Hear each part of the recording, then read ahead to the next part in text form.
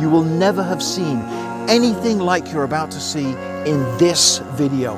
We had 500 people accept Islam in the remote Matig Salut tribe. But what happens after these people accept Islam? We mobilized our entire team and headed out for a 6-day program for these new Muslims. We were completely isolated in a remote village up in the mountains. They first learnt about Allah.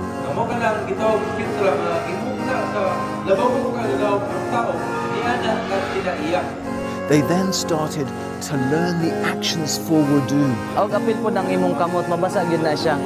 Everyone got together and lined up for their first salah.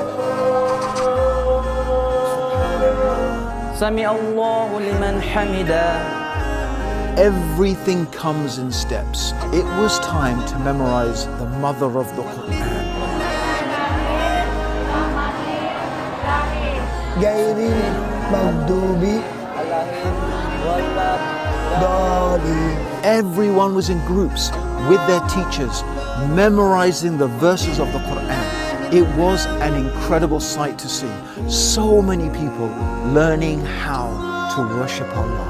At the end of 6 days, so many of the attendees could do wudu, perform the entire salah in Arabic, and teach others to do the same.